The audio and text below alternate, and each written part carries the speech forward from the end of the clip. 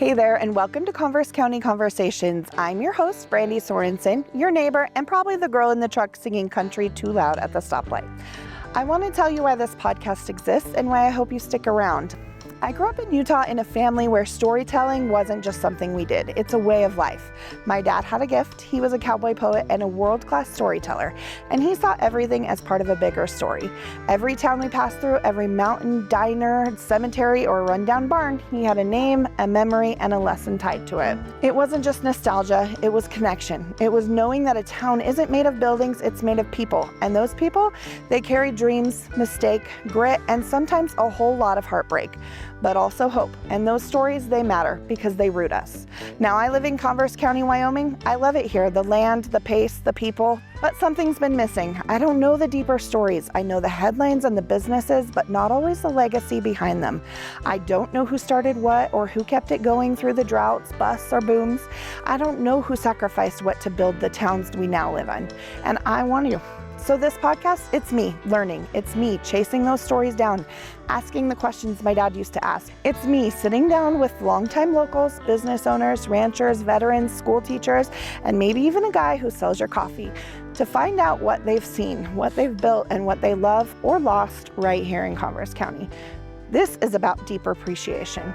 It's about slowing down long enough to listen. It's about honoring the people who came before us and recognizing those still shape our towns today. And I won't lie, sometimes we'll get gritty. Real stories aren't always polished, but they're honest, and that's what makes them beautiful. So if you're someone who wants to feel more rooted, who loves a good backstory, or who just wants to see their hometown with fresh eyes, you're in the right place. Welcome to Converse County Conversations. Let's dig in. Hey, I'm Brandi Sorensen, and today I'm here with Jim Chappelow, also known as Big Jim. Hey. He is, you'll see him out and about in the community of Glenrock. He does the Glenrock Barbell Club. Mm-hmm.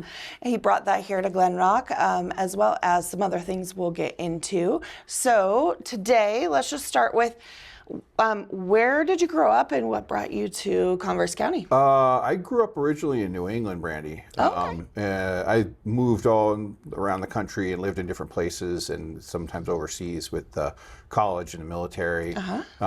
Ended up back in New England and New Hampshire the last few years with COVID and stuff, and things really went crazy out there on the East Coast. Okay. And decided to live some part of the country where would better fit the kind of lifestyle that I want. And Wyoming came out on top.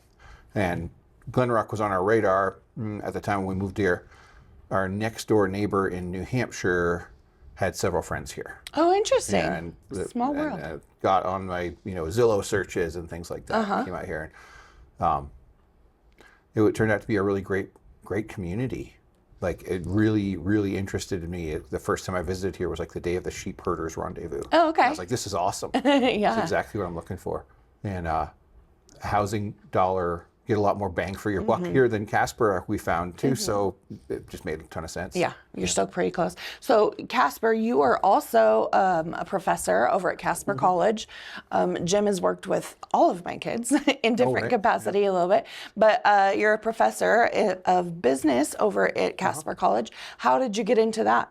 That's my last career before I moved here. I worked in economics as a consultant for a decade and a half and taught at a few different colleges. Okay. And their bachelor's programs and MBA programs teaching students stuff about business. I mostly teach economics, business management, and entrepreneurship. So how to navigate the economy as a small business owner is my big emphasis. And when I moved here, was going to continue doing my consulting work because everything was remote then, right, during the COVID era.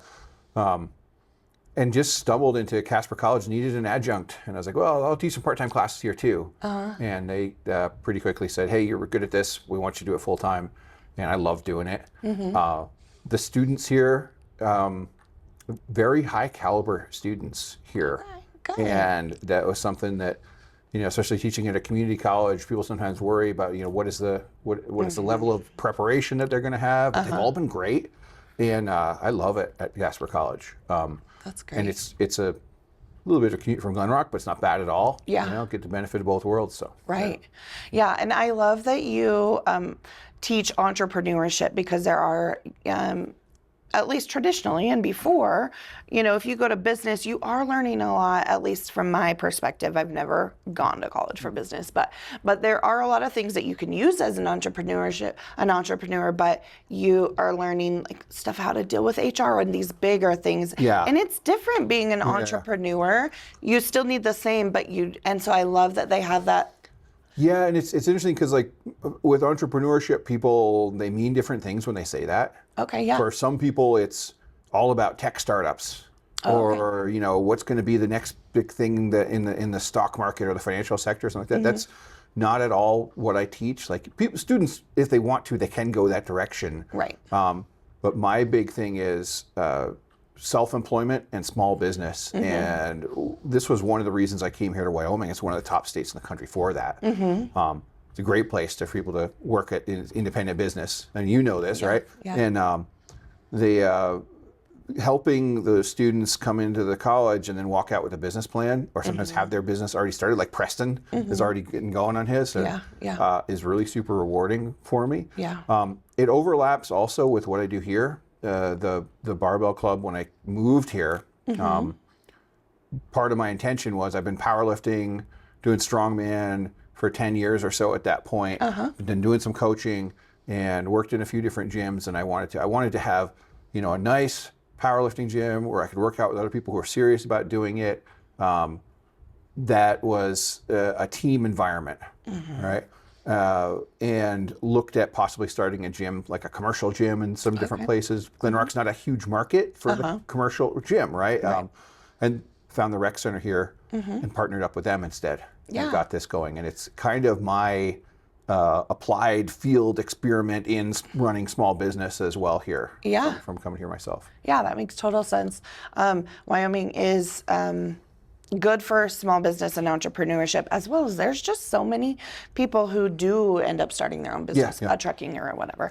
And that's great that you could partner up with the rec center and create that here, because we didn't have anything as far, at least in Converse County, as far as the powerlifting. Sure, we have the rec centers that have weights, but the coaching and the competing and all that kind of stuff. Right, so there's been some, there's USA Powerlifting in Wyoming is actually pretty well organized. Bart Strickland's our state chair. He runs great meets. We go and compete in his meets in Casper several times a year, like Tyler has. And promoting strength sports is a real passion of mine, and bringing that in and sharing it. We had a great free facility up here in the upstairs gym here at the rec center as it was. And when I saw that, we started working out up there, and I said, hey, I want to make a club. Can I start recruiting training partners? They were very cool about it and started doing that. We worked out upstairs for a while with the first 3 or 4 people that we started the club with, and then moved into, hey, can we have a space of our own with I'll buy the equipment, we'll get heavier duty equipment, and we'll have dedicated powerlifting team room. Right. And they were really cool about giving us this room across the hall that we started out at, the smaller room. Needed some cleaning and fixing up, but we did that. I worked on that. Other members of the team pitched in. It's really, the powerlifting club is really a little mini community within a community. That's one of the things I love about it the most. Yeah. And having that partnership and connection to the rec department as well, where, we're independent, right? We have our own equipment, we have our own space, but we're able to leverage that community resource that's already here. Yeah. And it's been really supportive for and us. that room wasn't being used. It fits both, They had the old unused wrestling room and the wrestling team room. And then this room that we're in now that they renovated for us last year was the old ladies' locker room. Okay, yeah. So this has been totally torn out and renovated last summer and last fall. And now it's our powerlifting room and strongman room. I love it. Funny enough, and you know this, but my sister-in-law, so my husband's sister, she was from Wyoming. She started powerlifting. It was by the time we had been, married. But we didn't know. I mean, it was kind of like, oh, good job, you're doing your thing. But A, we knew nothing about it. B, we weren't here around. But anyway, she really started powerlifting, and then she's tried out for Olympic stuff. She's gone really big. Now she's across the pond in London. But she even came and was working with you in training teams, because that's Angie, different. Came in, Angie Sorensen. So she does weightlifting, which is a little different from powerlifting. Well, she started as powerlifting, but yes. And she came in, gave a free seminar, and USA Weightlifting, the National Association, actually helped fund that, because Wyoming, as a rural state, there's not a lot of weightlifting here, the official Olympic discipline of snatch and clean and jerk. There's a lot in Colorado. That's where the U.S. Olympic Training Center is, but it hasn't been something that's big in Wyoming here. So they wanted to help promote that, and we're kind of continuing with that this summer too. That Angie's seminar was awesome, and I've kept in touch with her a little bit, and it's pretty cool. We have some people that are interested in maybe going that direction, and I have a summer intern.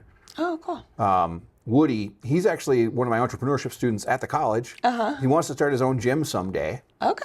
So I said, and he's been doing Olympic weightlifting for for 8 years. Oh, okay. He competes at nationals every year, and he's really pretty good at it. So it was a natural fit. I brought him on as a summer intern. He's going to be training with me as a coach. Oh, cool. And he may use some of this side where we have this larger platform that's suitable for Olympic weightlifting this summer too. Yeah, there is really a lot more to weightlifting than I thought. Like you said, that there's Olympic, and then there's powerlifting, and the different bar sizes, and the different there's a lot to it. Yeah. So the three big disciplines in strength sports are powerlifting is squat, bench, and deadlift, and it's kind of raw strength on relatively just basic barbell lifts, right? That most people learn coming up through college, high school football programs or gym classes or whatever. Anyway. We get really technical with how the lifts are executed and the rules and the standards for those, so that the records are consistent and all that. Right. And that's the most well-developed strength sport here in the state. Like I said, USA Powerlifting is the big national federation, and the Wyoming chapter is quite well run. We've been very pleased with our relationship with them. Weightlifting is a little different from powerlifting. That's the snatch and the clean and jerk, and that's like really explosive. High amplitude lifts where they're heaving stuff up overhead, right? And that's the one you see in the Olympics. There are some people that do both of those, right? And then third biggest would probably be Strongman. Probably that neck and neck with Olympic weightlifting, because Strongman comes out of the old time circus sideshows, right, where people would see who could lift the heavy hammer and challenge the crowd to be able to come up on stage and give it a shot. They had the guy that looks like me in the tight suit up on the stage, barking at people. And that can be all kinds of different lifts. And that was my first strength sport that I competed in. Oh, okay. So that's things like lifting the heavy stones over here, like Kyler's competed in, and the logs and things like that. Yeah, like you guys pull the fire truck and. Yep, and that's what we do here in Glenrock. Deer Creek Days, we've done, this is our fourth year now doing Glenrock Strongest. And that's an annual strongman competition that my dream for kind of strength sports is developing them more at the local level, where the beauty of some of these sports is that people can do them all their lives. There are a lot of great sports that people do, and they do in high school, and if they're really good, they do it in college, right? But most people after high school or college, they're not really playing sports anymore. Maybe rec softball, right? Things like that.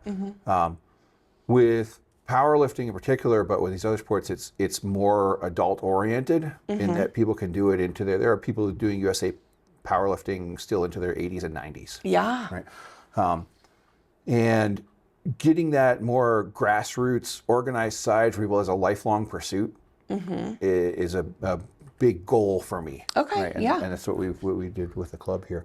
So doing the strongman competition was part of that as a way of doing something exciting, contribute to the community festival that we have every year, exposing people in the public who wouldn't have contact with this otherwise, and giving a fun outlet for people who are on our team to have a home meet that was readily accessible for them too. They wouldn't have to travel for. The first year I was here, we didn't do this contest. I did an event where I pulled a truck in the parade. Oh, okay. And as a thing. Hey, we launched the club a couple months before, and we're here, we're participating in this, and put on that little show aspect of it. That was probably one of the hardest things I've ever done. Felt like I was going to die by the end. Even our short parade, that's a long way. I think it was like about a mile, but pulling a truck for a mile is a challenge. Yeah.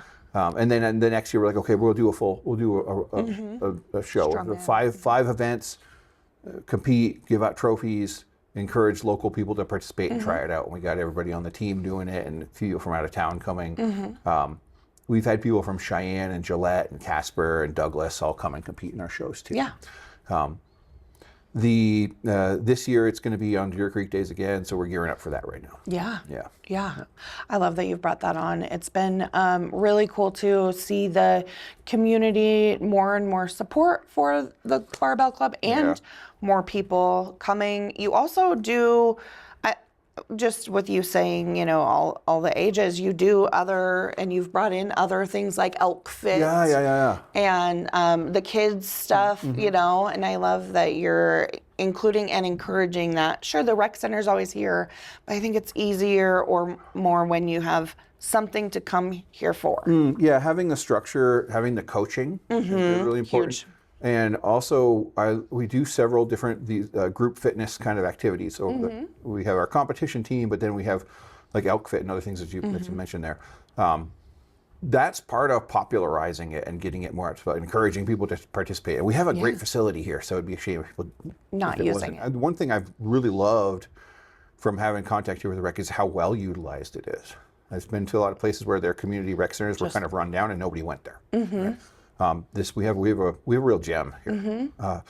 The classes we do are also, there are people who want to get involved and want to do it, want to participate, want to be in shape, right? They don't necessarily want to jump into, I'm going to compete and I'm going to go on stage and I'm going to do it in front of a crowd of people and try to see if I'm strongest against the other strongest people around. Right. Not everybody's at that level of interest, right? And I knew that if we did something like that, it was another way to kind of give back to the community for what we get. Like the rec center loves that we offer these classes, right? It gets more people involved, gets more traffic, gets more usage in the facility, and promotes the purpose and mission of the rec department. And the first two things I offered, I remember being upstairs in the gym and what kind of things would people be interested in doing here for lifting and here in Glenrock? Right. And just asking around other people working out, like, what are you training for? And people said they were training for elk season. And I had never heard that or expected to hear that. That's not a thing in the East Coast, right? And I thought, well, that's pretty cool. And I bet you we can build something around that. So I started bouncing around ideas and bouncing ideas off of people that I was talking to up there. Right. And I was like, what if we offered a class to help people get in shape for elk season specifically for that? So Elkfit's been one of our flagships, and it's doubled in size several years in a row, and now we have a larger facility, so we're starting that in a couple of weeks. And that one we do 2 days of like full body strength training here in the gym, and then that's Tuesday, Thursday nights, and then Saturday we go outdoors, we go for hikes. We get load packs up, we'll go hike Casper Mountain or Glendo or all around the Duncan Ranch, places like this. So we're training for the specific sports needs of someone who's doing that sport, right? Right. Big game hunting, right? You got to be able to move overland over different terrain, carry a load, and you got to be able to do it without blowing your back out or twisting your knee the wrong way or having a heart attack. And that whole class is geared towards getting people into shape for that. That's been a ton of fun, and people come back every year. Back every year. We've had that same year started summer camp for kids. We're not running it this year, but we ran it a couple years. Summer camp for kids, where it was 10 weeks over the summer, and they would come and we offer these things that they are for a fee to the community, but they're very affordable, right? You've seen this because it's not a for-profit business. It's a community organization, and the summer camp was super fun. I never really worked with groups of kids like that before. I was worried how that would shake out, if they would listen to me, right? Would they be well behaved? Are they gonna like it? You know? Kids after school lifting where they can do that and train for part of the year and go and do whatever other sports they're going to do, or they can train with us full through the year and compete with us at local powerlifting meets, and then you know, graduate up onto our full-on competition team if they want to stick with it. The cool thing with each of these too is they all build each other together. So the community classes, we charge a fee for those. They're very affordable, but that is the money that comes back that funds the club. So the club is not for profit, it's designed to just break even, right?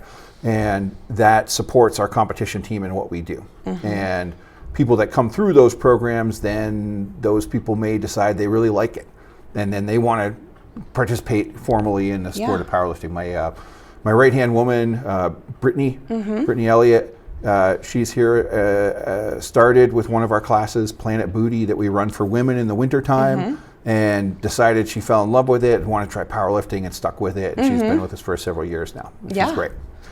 Coaches classes now too for us. So, for sure. Or you know, like your kids that have come and trained after school, and then Kyler's now lifting with the adults. Right. And it's been really cool to see all these things mesh together and support each other. And then because we're able to have this and build and support the team and have the facility that we've built here, now we can say, okay, this past spring with our after school program, we had like, I think 12 kids in here at once, all working out and really enthusiastic about it. And it was mostly girls.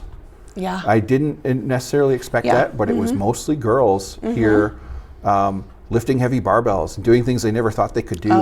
And having a ton of fun doing it all together as a group, and I coached them along. My daughter, she's 12 now, and so she had seen Kyler weightlift, and then her aunt, you know, we talked about that anyways, and I've seen, she loves it, and she loves to feel strong just like her brothers, and she loves, like, it's been so good for her self-confidence and just health and all of it. So this is the cool thing about powerlifting, strength sports in general, powerlifting in particular is the most, you know, evidence to back this up. The benefits it has for people physically, right? You get stronger, you get used to a disciplined program of working out that when they're young and they start with that, that sticks with people through their life, and they build that habit, right? And just enormous mental health benefits as far as having a structured routine and goals to work towards and focus and time outside of the stresses of your regular life. Tons of people tell me about this. I've experienced it myself. It's also been really useful for a lot of kids who are neurodivergent in different ways, like ADHD or a little autistic, those kinds of things, where this is a sport that for other sports that may not fit them really well, tends to work really, really well for kids that have you know, different way of seeing the world, different way of thinking and processing things. Interesting. And what people don't know about it in general, one of the things that sometimes holds people back is they're scared. They're scared of, you know, will I look weak? Will people judge me? Things like that. And we have this different environment where they don't have that pressure. And also just the safety, right? People worry about it.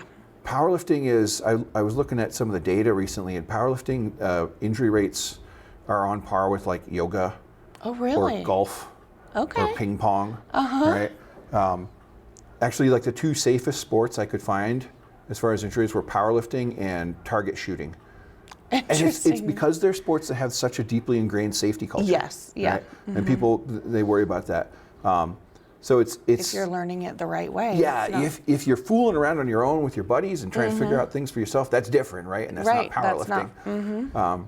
But the benefits people get out of it versus the risks, it's an enormous payback. That's wonderful. And I'm so glad you've brought it to our community. So we've talked about Deer Creek Days coming up. We've got the Strongman coming up. Deer Creek Days, June 28th in the town park in the morning. And signups are still open for that. We can even take walk-ons. Okay, perfect. Right. We're also doing for Deer Creek Days on the Friday night, the 26th. We'll have the fire truck that we're going to be pulling in the contest. We'll have that out there for people to try it out, or for teams as part of the Glenrock games. They're going to pull it in teams of 6. Yes. Right? At the actual contest, it'll be individual. We're getting a bigger truck this year. We're getting from the Glenrock Fire Department. We have a good relationship with them too, right? They're great people. Actually, a bunch of firefighters have come through lifting with our club. Yeah. The Army surplus 5-ton that they got, so we're going to be pulling that this year. Then we've got our competition team doing regular training this summer. Our next meet coming up is in Sheridan. There's a powerlifting meet August 1st. Okay. And then there's a big Casper Chill meet in November in Casper. And several of us may be going to the regional championship in Las Vegas. That's in September. Okay. Right, we got people that have been with us for a few years and are qualifying for these higher levels of competition. Right. This summer we're running our Elkfit class. We just got done with a new class called Pre-Rut, which was Elkfit bulking season in the spring. It was focused on just strength and muscle development. And then we have a break here. June 23rd, we start Elkfit, and that's 8 weeks through the summer. Yeah. That is a really fun class people benefit from in terms of general fitness. It's geared towards hunting, but you don't have to do it for hunting. I know that's what everybody here is doing it. And we kind of time it so that the class starts right around when the draw results come out. So everybody's really motivated to get ready. So you get your moose tag, right, or your bighorn sheep tag. So now I really got to get into. You want to be ready for that once in a lifetime hunt. Like we've had several people come through and do that, and they go and they get their sheep because they can go higher up in the mountain and they can pack more back out and more confident doing that kind of stuff. Yeah. That's great. Okay, so also I've seen you participate in yoga. Now Big Brit is doing yoga. At first I was like, oh, okay, Big Jim's doing yoga. That's awesome. I love it. Tell me about why that. And I started doing it about a year ago with my friend Ruth. She does the free classes out on the town square. And was getting into it more. It's the big physical and mental benefits of just balanced life and mindset. I've found from doing it that it really helps with my powerlifting too, because it's such a good balance of here getting super tight and pushing really hard and, getting the intensity of the effort, with what we do here in the powerlifting club. Right. And the balancing effect of, okay, now here's a slower paced, gentler, relaxing thing with mobility and stretching and, clearing your mind and getting that calmness. It made for a really, really good balance. So I have continued that regularly as a complement to my powerlifting training.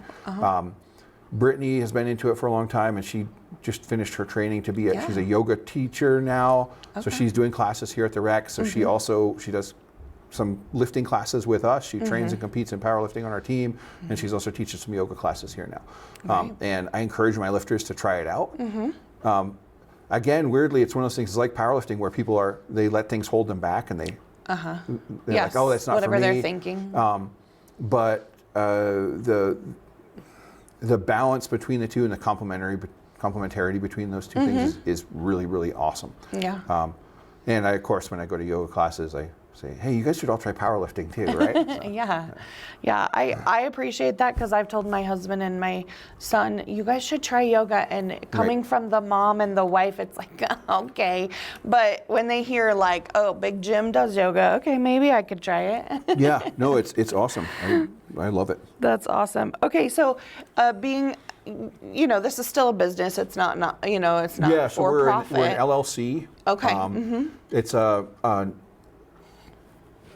organized as an LLC on paper, run as a club, and the goal is not for profit. The goal is, can we make it break even so it's self-sustaining, so we have a sustainable community organization here. Right. Without, we have our partnership with the rec center and they let us use the space, but I also wanted it from starting out to not be something that was, reliant on taxpayer money all the time to fund all the stuff that we have here. This is all self-funded, right, through the club's activities, which I kind of am pretty proud of. Like that was part of my goal, is to do it that way.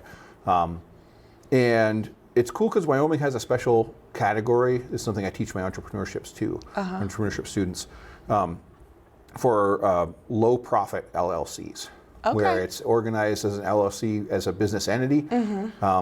doesn't require as many paperwork hoops as organizing a nonprofit, but its primary purpose is for some kind of nonprofit purpose, like promoting a sport in this case, or for other charitable or community purposes. Oh, that's awesome. Okay, so what would you say, and I know you've helped like the Glenrock Elevate and stuff like that, and this is your job, another job, but what would you say to people who are wanting to start a business here in Converse County, a small business? What would you say are maybe the first few things that they should think about? Or a lot of the people that I talk to the most and that I gear toward my program at the college towards is we have so many people who are really good at what they do, right? They're really passionate about some kind of art, they're really skilled at some kind of trade or profession, or they've worked in an industry for a number of years and they know how all the things work as far as doing the thing, right? Right. Doing the job. And what we see with small businesses is many small businesses fail in the first few years, right? What happens a lot is someone has something like that and they say, I want to do this, right? And they get into a start on doing it and they find they're over their head on certain things, right? Marketing, or managing employees, or accounting and keeping the books straight so they don't get into trouble with tax authorities and they can know that the business is successful or not, know what the numbers mean. Right. That those things tend to trip people up if they don't have those kind of skills. We have a program at the college geared towards this. These are the kind of folks I like to bring into the entrepreneurship program. But yeah, that's the biggest thing is pursue something that you're good at, you're passionate about, you have what we in economics we call it comparative advantage in, that's what your direction and role in the economy is going to be, but also understand that it requires baseline business skills. If you have those, then you maybe don't end up being in the 50% of businesses that fail in the first 2 years, right? That's the kind of thing that makes or breaks people. Okay, yeah, those are great Wyoming's things. a great place to do it too. The tax and regulatory environment here, and the business friendliness, and the small business, do-it-yourself, independent contractor mindset that people have here goes right along with it. So I love doing what I do here. Yeah. That's fantastic. Okay, so is there anything that you think we should know about Big Jim that we haven't talked about? Yeah, well, I run powerlifting, I teach the college, I do yoga, right? I have little fuzzy dogs that I love, like that's my other big passion.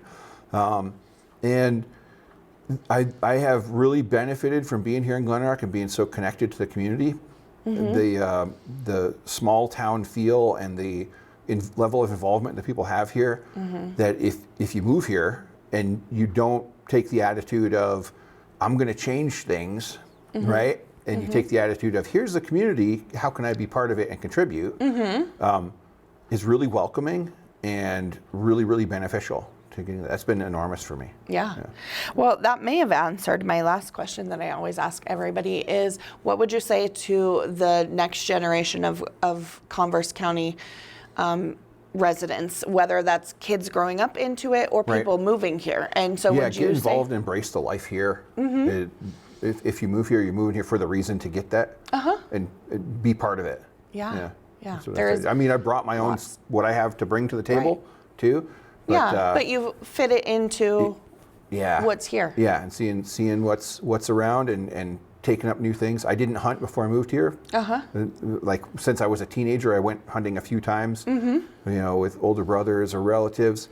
And I moved here, and I was like, well, I'm training people for elk season. I'll take it up too. And it's really nice. It's cool. It's a fun sport. Well, good. And good food. Yes, yes, and healthy, and Right. Yeah. All right. Well, thank you so much for joining us for Converse County Conversations, and make sure that if you have any questions for Big Jim, or if you would like to find out more about what he's doing and how you can participate, look for that in the comments, and we will talk to you soon. Yep, and we're on Facebook and Instagram. Oh, yes. Oh, I didn't know Instagram. All right. Thanks.